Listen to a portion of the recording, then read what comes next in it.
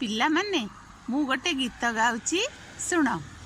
ବନସ୍ତେ ଡାକିଲା ଗଜ ବରଷକେ ଥରେ ଆସିଛି ରଜ। ଆସିଛି ରଜ ଲଗେନି ନୂଆ ସଜବାଜ। ବଉଳ ଲଗେନି ନୂଆ ସଜବାଜ। କହିଲ ଦେଖି ଏ ଗୀତ ତୁମେ କେତେବେଳେ ଗାଇଥାଅ? ରଜ ବେଳେ ନା? ହଁ, ରଜ ବେଳେ ତୁମେ ଦୋଳି ଖେଳିଲେ ଏ ଗୀତ ଟିକେ ଗାଇ ଗାଇ ଦୋଳି ଖେଳିଥାଅ। ତୁମ ସହିତ ତୁମ ସାଙ୍ଗମାନେ ମଧ୍ୟ ସେଠି ଥାଆନ୍ତି। ଆଉ ବଡ଼ ଭାଇ ଭଉଣୀ, ସାନ ଭାଇ ଭଉଣୀ ଏମାନେ ମଧ୍ୟ ଥାଆନ୍ତି। ବାପା ମା ମଧ୍ୟ ତୁମ ସହିତ ଯାଇଥାନ୍ତି। ବଡ଼ ବଡ଼ ଗଛ, ବରଗଛ, ଆମ୍ବ ଗଛ ଏମିତି ଗଛମାନଙ୍କର ଡାଳରେ ରଜ ଦୋଳି ଝୁଲିଥାଏ। ଆଉ ତମେ ମନ ଖୁସିରେ ଗୀତ ଗାଇ ଗାଇ ରଜ ଦୋଳି ଖେଳିଥାଅ। କହିଲ ଦେଖି ତୁମେ ଆଉ କି ଖେଳ ଖେଳ? ଦଉଡ଼ି ଡିଆଁ, କବାଡ଼ି, ଖୋଖୋ, ଲୁଚକାଳି ଏମିତି ଅନେକ ଖେଳ ତୁମେ ଖେଳିଥାଅ।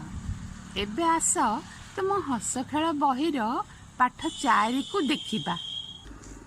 ଏଇ ଚିତ୍ରଟିକୁ ଦେଖିଲ କେମିତି ପିଲାମାନେ ମନ ଖୁସିରେ ଦୋଳି ଖେଳୁଛନ୍ତି।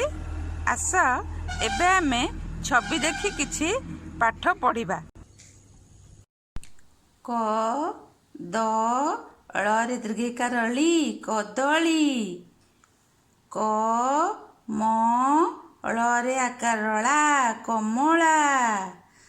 କରେ ଆକାର କା ନ କାନ। ପ ଗ ଡ଼ରେ ହର୍ଷିକାର ଡି ପଗଡ଼ି।